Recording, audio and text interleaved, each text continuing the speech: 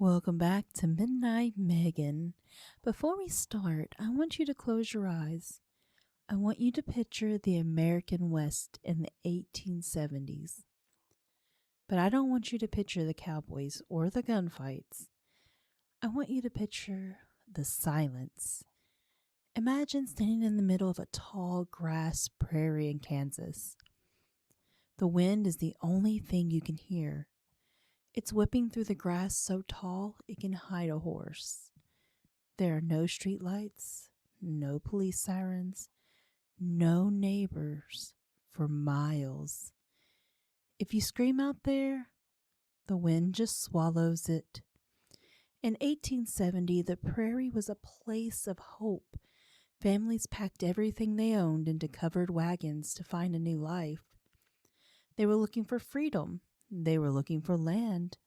But some people came to the prairie looking for something else. Some people came here to hunt. Tonight, we are telling two stories that should never have crossed paths. One is the story of America's most wholesome family, the Ingalls. The family from the little house on the prairie. The people who taught us family values, hard work, and Pa playing the fiddle by the fire. The other is a story of America's first family of serial killers, the Bloody Benders. For over 100 years, we thought these two families existed in different worlds. One was good, one was evil. But in 1937, Laura Ingalls Wilder gave a secret speech that revealed the terrifying truth. They weren't just living in the same time period. They were neighbors. And if things had gone just a little differently one afternoon, we wouldn't have the little house on the prairie. We would have another shallow grave in the Bender apple orchard. I'm Midnite Megan. Lock your doors. Let's talk about the neighbors from hell. Let's start with the monsters. In the late 1870s, a family of 4 arrived in Labette County, Kansas. They staked a claim near the Great Osage Trail. This wasn't just random land. This was a highway for travelers moving west. If you were going to Independence, Kansas, you had to pass by their land. They called themselves the Benders. There was the father, Pa Bender. He was around 60 years old, a big, hulking man with a thick German accent. He didn't speak much English, and when he did, it was usually just a grunt. People said he had eyes that looked dead, like a shark. Then there was Ma Bender. She was a heavy-set, unfriendly, and so mean that neighbors claimed she was a witch. She barely spoke to anyone, and when she did, people said she muttered in a language nobody recognized. Then there were the children. John Jr. was in his mid-20s. He was handsome in a rough way, but off. He had a habit of laughing at nothing. Sometimes he would just stare at people until they got uncomfortable and looked away. And then finally, there was Kate. Kate Bender was the star of the show. She was young, maybe 22 or 23. She was beautiful, charming, and spoke perfect English with hardly any accent at all.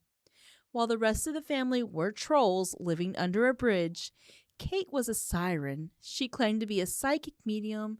She held seances. She even gave lectures on spiritualism and free love. In the nearby towns, men would travel for miles just to see the beautiful Kate Bender.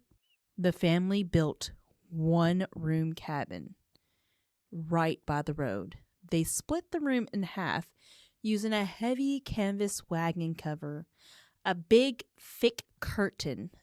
The front half was a general store and a restaurant. The back half was where the family lived. They put a sign out front, groceries and meals. It was the perfect trap. Travelers would be exhausted. They'd been riding for days. They were hungry, thirsty, and lonely. And suddenly, here is a warm cabin, a hot meal, and a beautiful girl named Kate smiling at them from the doorway. Who wouldn't stop? So here is how the Bender Inn worked. A traveler would pull up, let's call him Mr. Smith. Mr. Smith walks in the cabin. The cabin is dimly lit. It smells like stew. Kate greets him. She's charming. She flirts a little. She tells him to sit down at the table. Now, this table was positioned very specifically. It was pushed right up against that heavy canvas curtain I told you about. Kate would seat the guest in the place of honor, with his back touching the curtain, while Kate distracted him, maybe pouring him coffee, maybe asking him where he was from, maybe asking if he had any family members waiting for him. The rest of the family went to work behind the curtain. While Mr. Smith is looking into Kate's beautiful eyes, Paul Bender and John Jr. would be standing silently behind the curtain, holding an 8-pound sledgehammer. They would watch the back of the guest's head through a slit in the fabric. And when the moment was right, whack! One swing, that's all it took. The skull would collapse, the guest would slump forward, then Kate would drop the act. They would drag the body backwards through the curtain, and this is the part that gives me nightmares, and probably will give you them too. They had a trap door right underneath the living quarters. They had dug a pit. They would slash the victim's throat just to be sure and dump the body into the hole. They wouldn't bury them immediately. They would just leave them there in the dark until nightfall.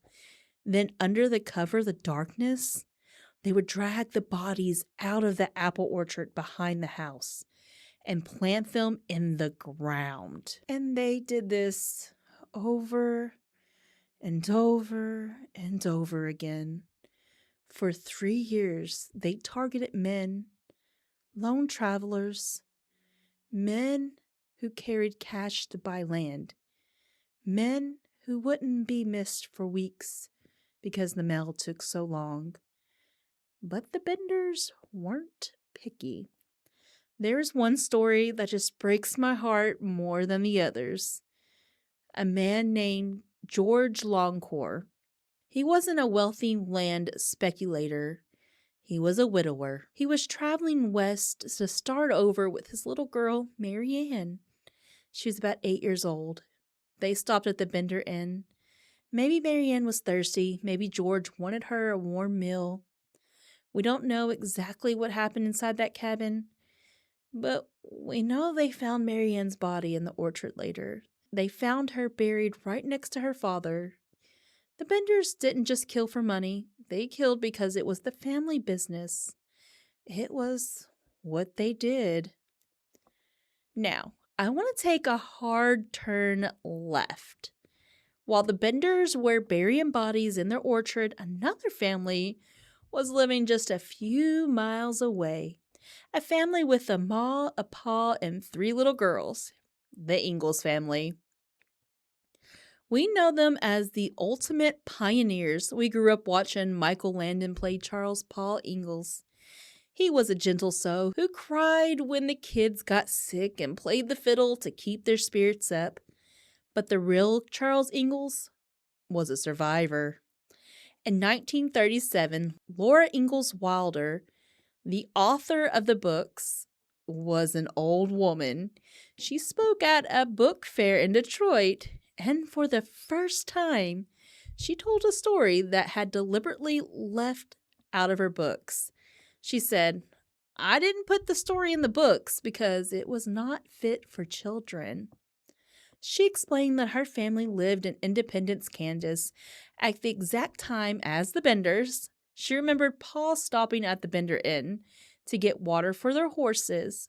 Laura was a tiny child sitting in the back of the covered wagon peeking out. She remembered seeing Kate Bender standing in the doorway. Imagine that. The woman who would write the most beloved children's books in history, staring into the eyes of a serial killer. Laura said that Paul Ingalls almost went inside.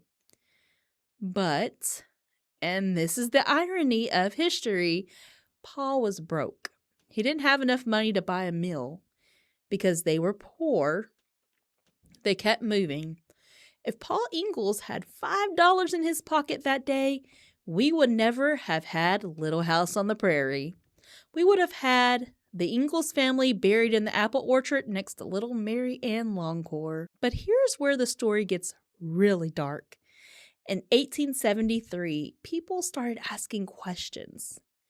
Too many travelers were disappearing on that stretch of the road. A man named Dr. William York went missing. He wasn't a nobody. He was the little brother of a colonel, and Colonel York came looking. He came to the Bender Inn with soldiers. The Benders played it cool. Kate charmed them. They pretended to help. But that night, the Benders knew the game was up. They packed their wagon up and they fled into the night. When the neighbors finally broke into the cabin a few days later, the smell hit them first. The trapdoor was open. The floor was soaked in blood that had turned black. They went to the orchard. They started digging. They found Dr. York. They found George Longcore, and they found little Mary Ann. They found 11 bodies in total. Now, history books will tell you the Benders got away, that they escaped to Mexico or San Francisco and were never caught. But, and this is a but, Laura Ingalls Wilder tells a different story. She claims when the news of the bodies spread, a neighbor rode up to the Ingalls cabin on a foaming horse. He spoke to Paul in a low voice. Paul Ingalls didn't grab his fiddle. He grabbed his rifle. Laura said Paul told Ma to stay inside the house with the girls. He mounted on his horse and he rode off with the neighbor. He was gone all night. Laura remembers waiting up, terrified. When Paul finally rode back the next morning, he was different. He put the rifle back on the wall. He washed his hands. He had never said a word about where he had been. Years later, whenever the subject of the Bloody Benders came up, whenever people speculated about where they went, or if the police would catch them, Paul Ingalls would get a strange look in his eye. He would say in a voice that ended the conversation, "They'll never be found." They will never be found. Not, "I hope they aren't found." Not, "They're probably in Mexico." They will never be found. Laura believed until the day she died that her father, our beloved Paul Ingalls, was part of the Vigilante hit squad that caught the Benders, executed them on the prairie, and buried them where nobody would ever look. So who do you believe? Do you believe the official police reports that say Benders vanished into thin air? Or do you believe the little girl who grew up to be one of the greatest storytellers in American history? Personally, I think Paul Ingalls did what he had to do. The Prairie wasn't a TV show. It was a place where monsters lived next door. And sometimes, to stop a monster, a good man has to do a bad thing. Thank you for listening to Midnite Megan. If you enjoyed this episode, please follow the show and share it with a friend who loves the Little House on the Prairie. And you can ruin their childhood forever. I'll be back next week with another story from the dark side of history. Until then, lock your doors, check your back seat, and be careful whose inn you stop in for water. Good night.